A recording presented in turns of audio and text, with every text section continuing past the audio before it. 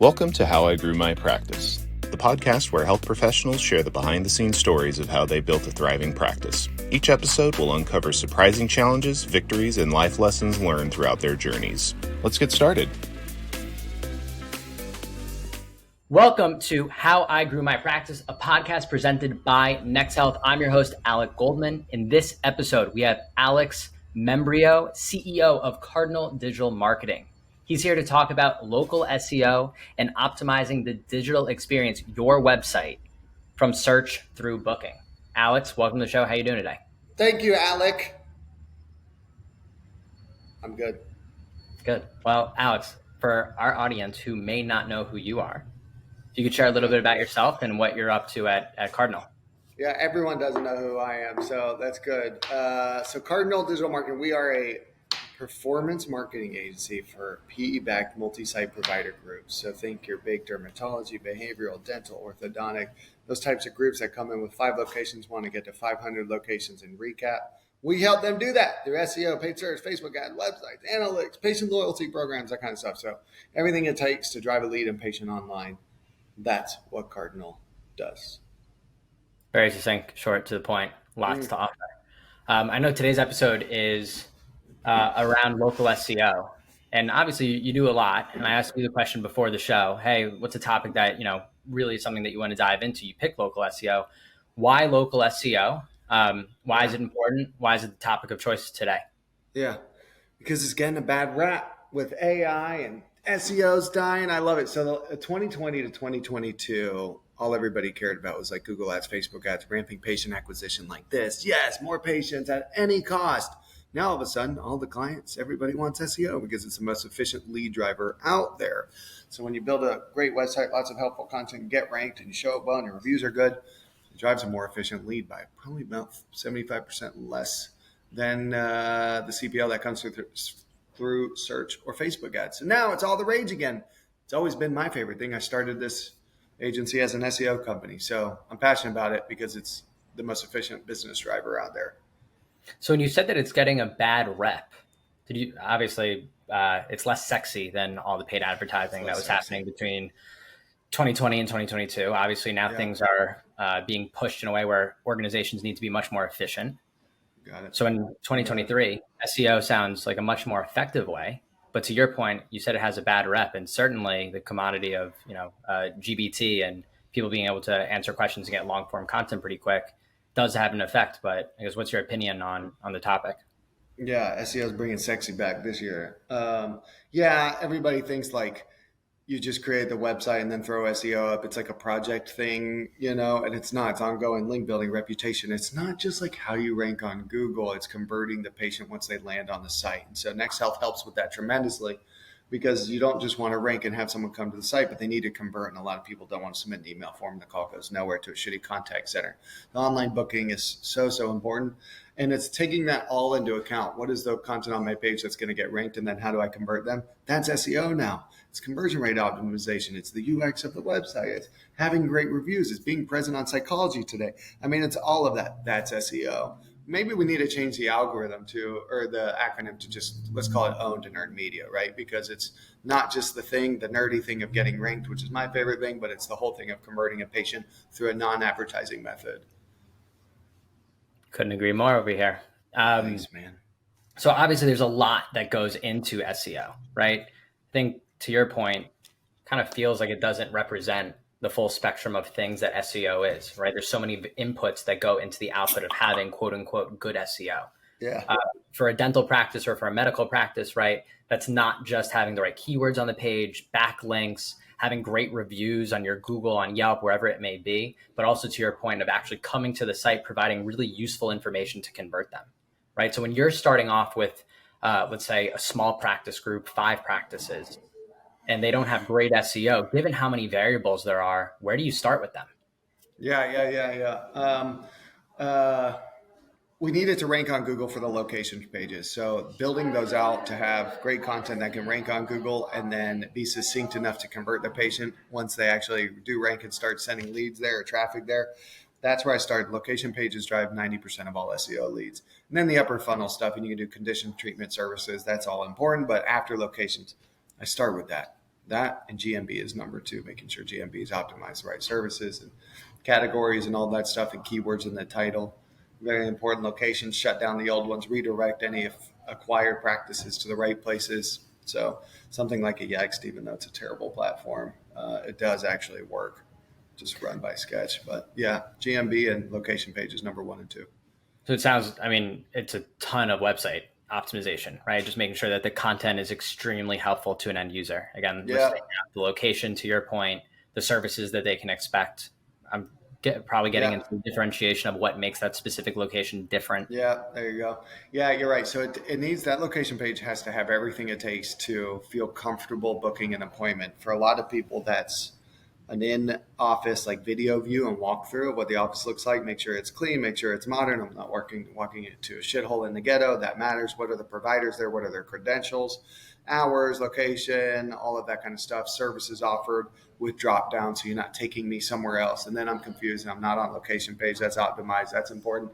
And then having all the payer partnerships at the top above the fold is what we have found to be number 1. That and an offer, if you're in an offer-driven type industry like dental. So the payer partnerships up top, any kind of offer for free first exam, free first visit, whatever it is. And then all the relevant stuff, provider testimonials, video is good.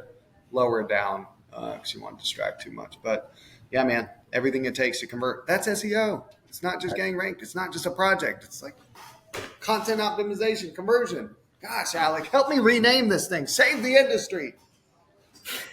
What do we name it? I guess I don't want to just call it conversion optimization because it is about driving traffic to the page. I like that. Organic conversion optimization. We'll work on it. I need the Goldman magic touch on this one. So sleep on it. And then we're going to rename SEO together. You're going to come run this program here. Also NexHealth. There you go. So obviously, given how many things that you are tracking for somebody to say that Alex has fixed their SEO, I know lots of medical practices that we work specifically on the SMB side don't have a lot of measurement in place to understand if the actions they're taking in improving their site, improving their Google representation, how do they know that it's working? Yeah. How are you practices know that your SEO input, the things that you're doing to make changes, actually creating the right output?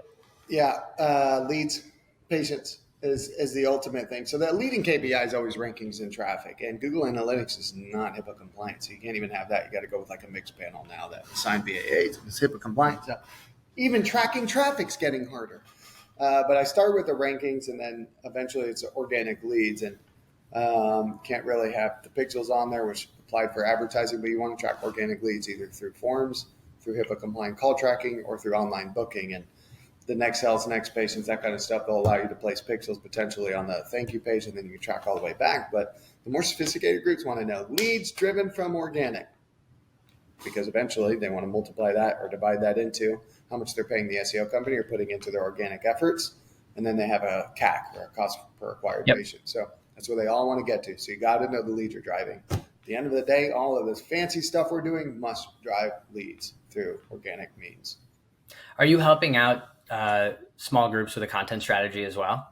No, generally not small groups unless they've just got funding and they're going to be a potential big group eventually. For the small groups, because I started as a small company working with small medical practices that were not funded 14 years ago, so I'm very familiar with that. SEO is even more important. They should not be running advertising. Like, they mostly don't need, especially if it's a 1Z, 2Z provider group, they may not even need advertising enough. Through word of mouth and showing up decently on Google with decent reviews across all the aggregators. That's enough.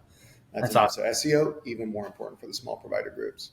Yeah. So it sounds like, I mean, the very first step, taking a look at the website, making sure that you look the part, right? So to your point, a couple of things that you mentioned were showing the actual location, a walkthrough, making sure that the services represent what you do, stand out, probably show the faces of the folks who are working at each of the practices, ensure that your location is easily available.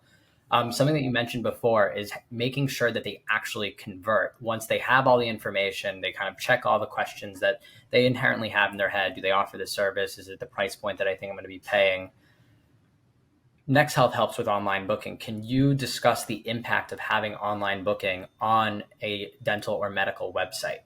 Oh my God, it's tremendous. It's tremendous. It's the closest thing to an actual booked patient that's going to show up that you ever could. So think about that. Let's not talk marketing. Let's talk about patient experience.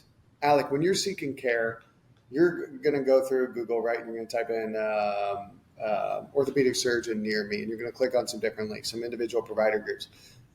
Our generation, do you want to call and then you're going to get a contact center that doesn't know shit? Maybe it's not going to be optimized. Maybe they won't pick up. Maybe it's going to give you the wrong information. Do you want to send an email for them? Then you got to go back and you're still going to end up on a call. Like, that's a pain in the butt. Or do you just want to book an open slot for tomorrow at 9:30 a.m. or in 3 weeks? Like, you just want to book the damn slot. And I think it's like, y'all publish content. I think 70% of all bookings are made after hours. So the contact center is not going to have the best people there.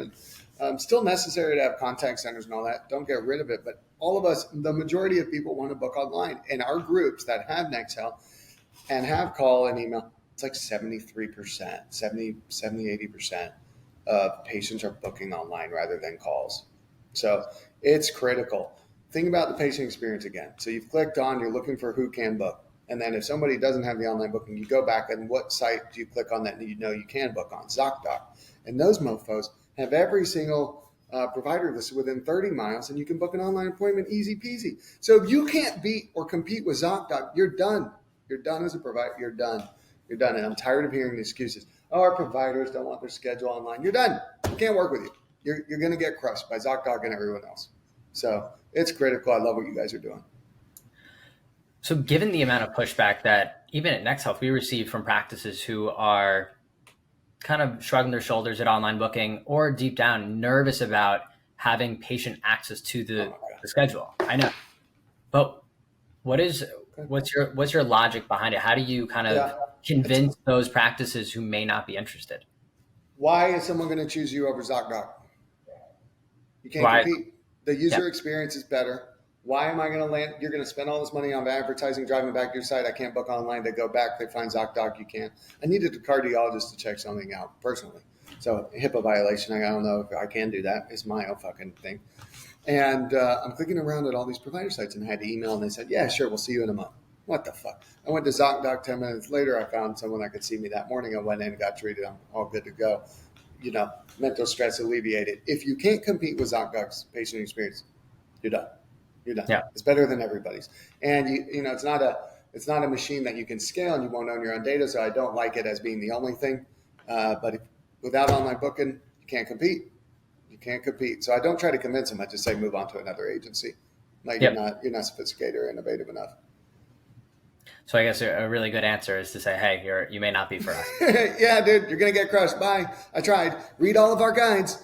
Watch NexHealth's podcast. If you don't want to get with the program, it's a losing battle. I'm going to run all your advertising. It's going to be really inefficient because nobody converts because you don't have online booking. Yeah, there's certainly a percentage of the population who still wants to make a phone call. I understand that. But it's just about making sure that you have all of the channels available. The many different types of buyers or personas or individuals who go to practices, right? And the truth is that picking up a phone, each button is more friction than what online booking is on a computer. Yeah. Right? You know what I hear? One of the constant pushbacks. Oh, we're high acuity. They need to call in. They got to be taught. We got to learn. We got to run second checks. No, you don't. No, you don't. There's plenty of high acuity practices that you can book online. There's no excuses. There's just no excuses anymore. And yeah, I'm sorry, y'all are getting free. Yeah, y'all are in it more than I am. So I imagine you hear every kind of excuse. Yeah. And again, there's no pushback on a phone call if you want personalization. The question is does that have to be the opening touch or could that be a follow-up on a confirmation? Mm-hmm. There's definitely different ways to add a personal touch. That's not just the initial thing, right? Yeah. But yeah, listen, I think going back to the topic of local SEO, the whole point of online booking is to convert better, right? Convert faster, to reduce friction from the point of when somebody sees that you have a great service, something that they want at your office, to getting to them into the actual chair. That's right. So from our perspective, obviously people always think about online booking really just there's people who think about it just from a time perspective and efficiency perspective. But it really is a way to save money from marketing spend. Yeah. You need less advertising. If you convert more, you don't have to spend as much on advertising or on SEO help. So, yeah, I'm with you, dude. Y'all are y'all are going to kill it. I'm sure NexHealth is already killing it. Like, you enter the space at the right time, this thing's going to blow up. Every provider group's going to be with you here in the next few months. This is awesome. Awesome technology. Well, Alex, we're coming up with the 15-minute mark. I want to make sure that you have an opportunity to add any additional thoughts on just local SEO, what makes Cardinal different, what makes you different. Obviously, speaking with you for a whole bunch, it's been a lot of fun. Yeah. Well, the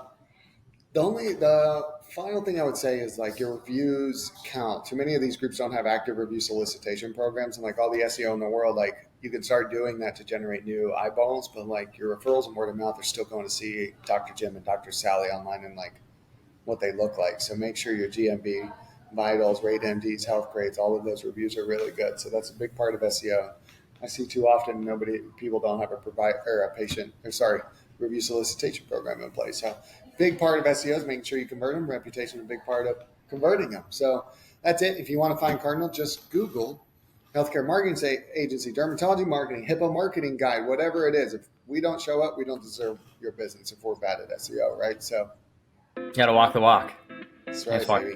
That's right. That's right. I hope we do. That's right. Alex, thank you so much for joining the show today. Thank you, Alec. Appreciate it.